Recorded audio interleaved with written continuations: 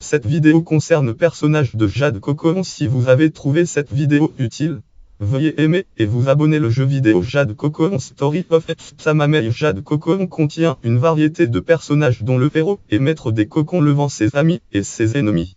Cette page recense les différents personnages de l'histoire. Liste des personnages principaux. Levant, fils de Riquet, maître des cocons de Sirru, et par conséquent maître des cocons lui aussi. Levant est également le fils d'une prêtresse Nagi, comme le veut la tradition, bien que sa mère ait renoncé à la prêtrise pour un travail déshonorant à la soirée, où elle subit l'inimitié des habitants du village. Âgé d'une quinzaine d'années, Levant a la particularité de ne pas parler durant le jeu. Il semble donc introverti et posé. Vêtu dans la tradition des maîtres des cocons, il est rapidement lié par une cérémonie à Mabu, une apprentie prêtresse Nagi de son âge, comme le veut la tradition qui impose aux maîtres des cocons de prendre pour épouse des prêtresses Nagi qui purifient les cocons de leurs créatures. Levant est également sujet à des cauchemars mystérieux, où il voit un homme des rêves semblant les connaître, son père et lui. Mabu, jeune fille Nagi de l'âge de Levant environ. Mabu est vive et énergique, elle a donc du mal à se plier à l'existence de soumission des prêtresses Nagi, bien qu'elle purifie les cocons de Levant de bon, et malgré les marques que cette purification laisse sur le corps des prêtresses. Passionnée, rêveuse et intelligente, Mabu ne tend pas beaucoup avec Fio, la mère de Levant, qui est au contraire une épouse soumise et jugée crédule à l'encontre de son mari Riquet.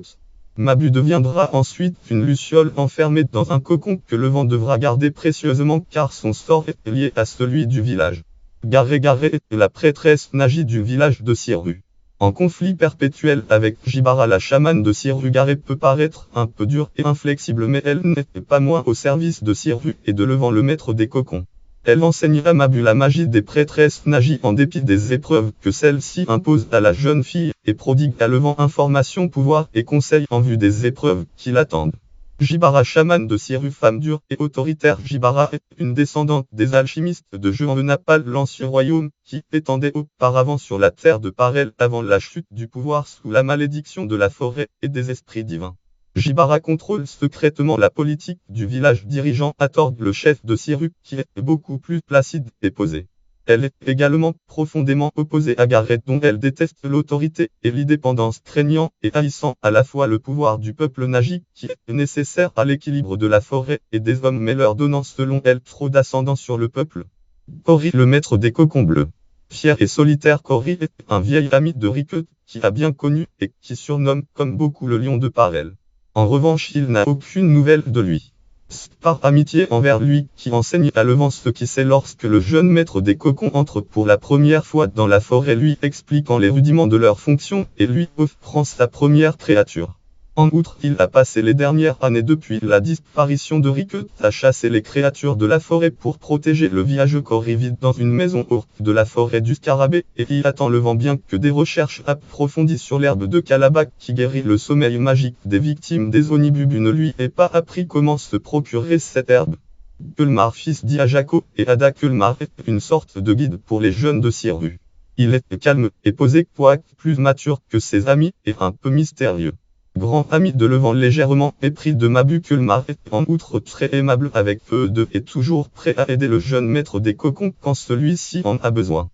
Personnage secondaire, Fio, mère de Levant et épouse de Riquet, prêtresse Nagi. Fio refuse de croire à la mort de son maître des cocons et attend patiemment son retour. Beaucoup se moquent ainsi de sa crédulité, notamment à la soirée où elle travaille. Mère douce et attentive, Fio est très protectrice à l'égard de son fils et n'a de cesse de se lier à Mabu, avec qui elle partage le destin des femmes Nagi et des épouses des maîtres des cocons, à l'exaspération de celle-ci. Riquet, maître des cocons de Sirru, ayant disparu depuis des années, Riquet est décrit comme un brave et puissant maître des cocons, et même surnommé le lion de Parel en référence à une terrible créature de la forêt. Il est par ailleurs appelé le maître des cocons blancs. Nul ne sait cependant où, quand ou comment il a disparu, pas même son vieil ami Cory. Louis, jeune garçon immature, intrépide et irréfléchi. Il est caractériel et capricieux et prétend avoir de l'autorité au sein du village.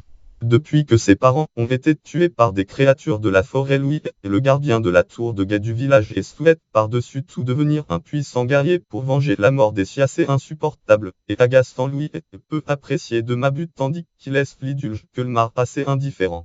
Iajako et Ada, parents de Kulmar. Iajako et Ada forment un couple curieux et imprévisible.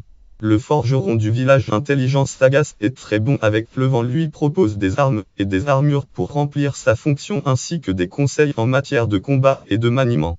Il se montre d'autant plus aimable qu'il paraît brut tant les apparences sont trompeuses. Revanche, Ada est facétieuse et imprévisible.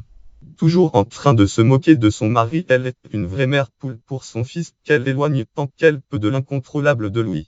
Elle est à la fois très drôle et douce avec le vent, représentant ainsi le pendant extraverti et indépendant de la soumise Fio. Atorg, chef du village de Siru, Atorg est un homme calme, pondéré et placide. Il aime prendre des décisions mûrement réfléchies, ce qui permet à Jibara de le contrôler par des choix rapides et décisifs devant la pleure de la malédiction qui abat sur le village. Très souvent retiré dans sa demeure, il se montre rarement et parle peu, essentiellement pour donner les directives d'action à Garé ou le vent. Autre personnage, Kikinak, surnommé l'homme-oiseau. Kikinak est un curieux personnage vivant dans la forêt de la libellule. Il apparaît dans une légende connue du vieux gardien des tombes de Siru qui connaît toutes les vieilles histoires de Parel sur le passé et les esprits divins. D'après sa légende, Kikinak serait un des 2 esprits divins envoyés sur Terre par Elrim, dieu de la forêt, et déchu après avoir créé la créature du savoir. L'Omeri connaît en outre beaucoup de précieuses informations sur la malédiction des Onibubu et l'herbe de Kalabak qui peut la soigner. Yamu, vivant dans la forêt de l'araignée, Yamu serait le second esprit divin déchu séduit par la créature du savoir. Il est le gardien de l'ordre divin avec sa famille. Ensemble, ils forment un petit groupe de créatures menues et velues, curieuses et amusantes à la fois. Comme Kikinak, Yamu est le détenteur de secrets anciens et importants. L'homme rêve, étrange apparition qui surgit dans les cauchemars de Levant. L'homme rêve semble cependant très réel. Il connaît ou paraît connaître des informations au sujet de Riquet, le maître des cocons disparus, et Levant et met à l'épreuve celui-ci dans un combat à l'aide d'une puissante créature divine qui invoque avec son banjo au lieu d'ocarina. Tout au long du jeu, il se révèle un personnage très énigmatique dont la seule certitude est qu'il n'est pas là pour aider le vent. Catégorie: liste de personnages de jeux vidéo. Jade Cocoon.